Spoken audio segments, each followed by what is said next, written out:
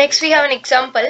A ship's anchor weighing 800 lb, which is pound. അപ്പോൾ 800 pound weigh ചെയ്യുന്ന ഒരു ships anchor ഉണ്ട്. This is anchor. Okay. അപ്പോൾ attach to A chain, ഒരു ചെയിനായിട്ട് attach ചെയ്തിട്ടുണ്ട്. ദാറ്റ് വെയ്സ് അത് ഒരു റണ്ണിങ് ഫുട്ട്, അതായത് നമ്മൾ അതിന്റെ വെയിറ്റ് എന്ന് പറയുന്നത് ഒരു പെർട്ടിക്കുലർ ഫുട്ട്, റണ്ണിങ് ഫുട്ട് അതിങ്ങനെ വലിച്ചു വീണുകൊണ്ടിരിക്കുക അല്ലെ.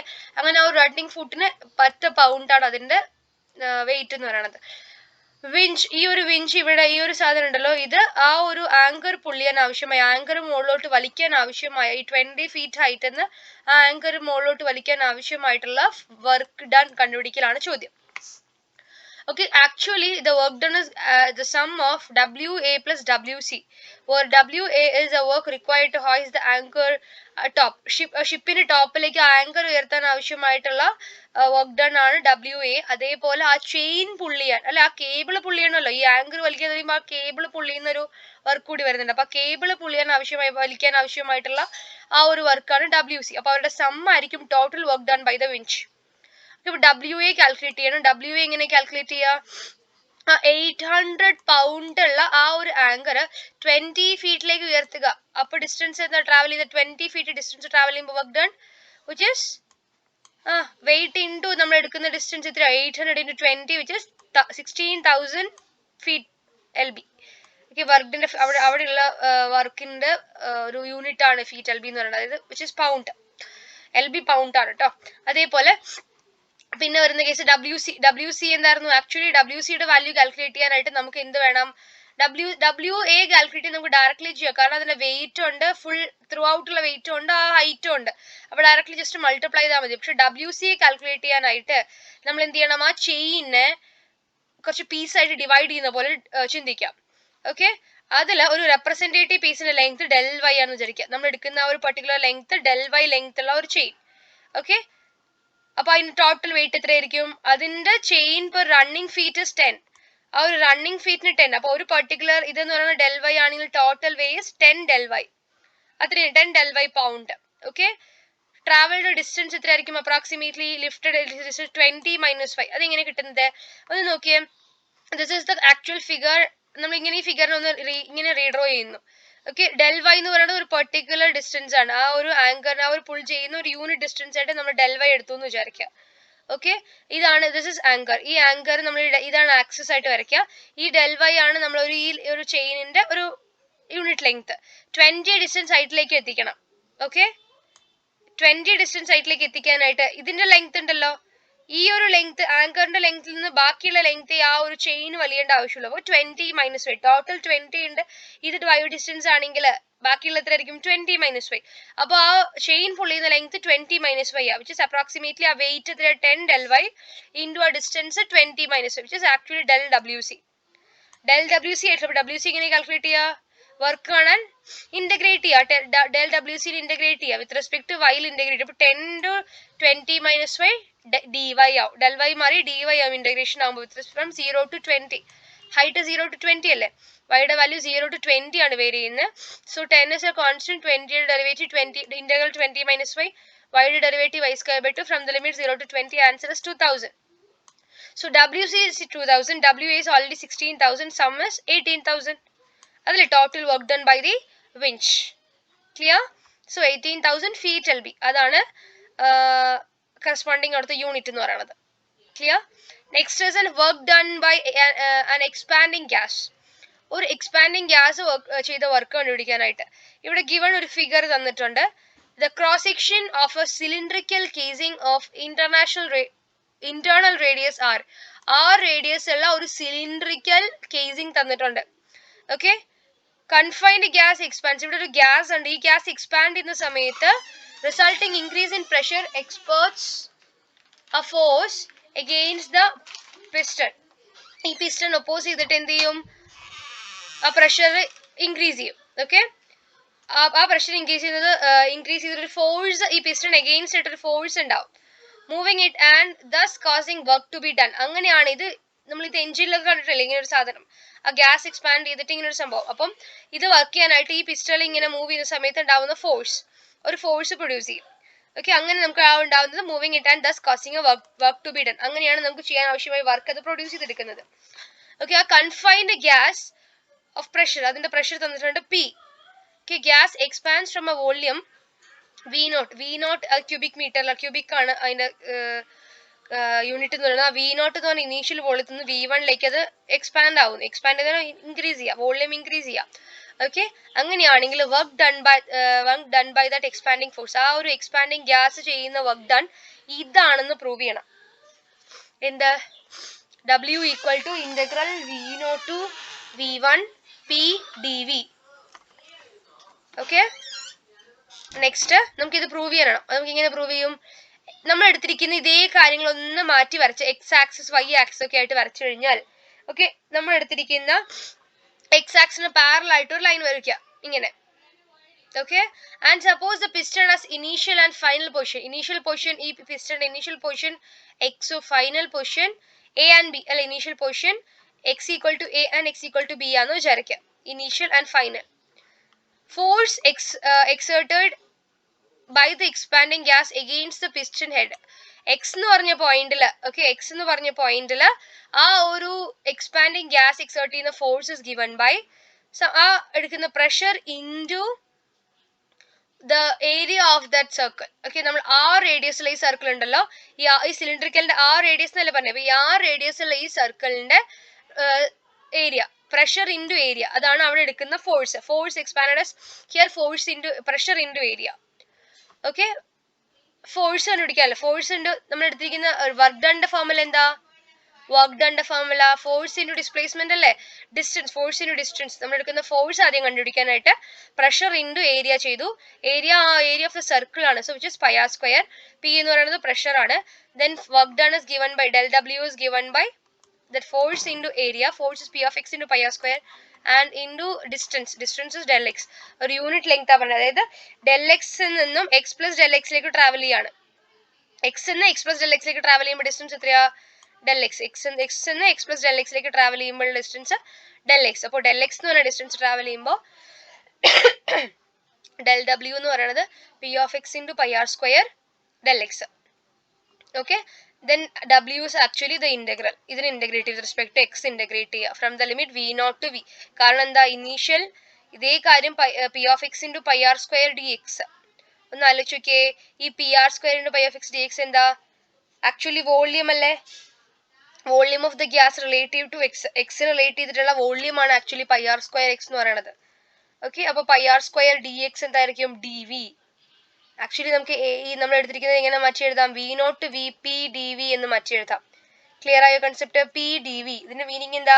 Work done. ഇതിന് കറക്റ്റ് ഫോർമുല, പ്രഷർ മാത്രം കിട്ടിയാൽ മതി, നമുക്ക് ഡയറക്ട്ലി അപ്ലൈ ചെയ്യാൻ പറ്റും. v0 to vp dv. This is a formula for finding the work done by the piston. നമ്മൾ ആ എടുത്തിരിക്കുന്ന ആ ഒരു ഈ ഒരു പിസ്റ്റണിന്റെ ഫോഴ്സ് ഡൺ, വർക്ക് ഡൺ കണ്ടുപിടിക്കാനുള്ള ഫോർമുല ഇസ് ഇന്റഗ്രൽ എവിടെ തൊട്ടാണെന്നുള്ളത് v0 to v1 p dv. v0 to v1 ഒക്കെ എന്താ? v0 to v1 are initial and final അല്ലെ, എവിടെ നിന്നാണ് എവിടെ ഗ്യാസ് എക്സ്പാൻഡ് ചെയ്യുന്ന volume, initial volume and final volume. Clear? That's all about this chapter. Next chapter is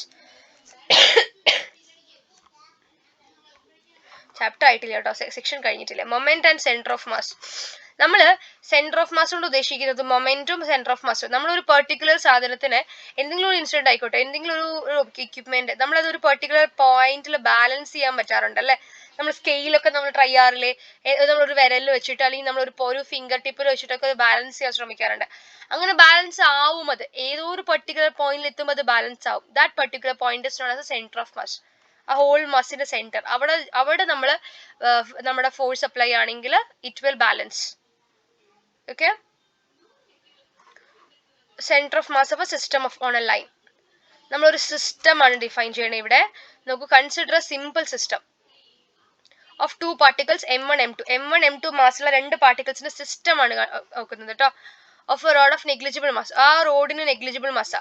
ഒരു m1 m2 എന്നുള്ള രണ്ട് ഒരു പർട്ടിക്കുലറിൽ ഇങ്ങനെ നമ്മളിങ്ങനെ അറേഞ്ച് ചെയ്തിട്ടുണ്ട്.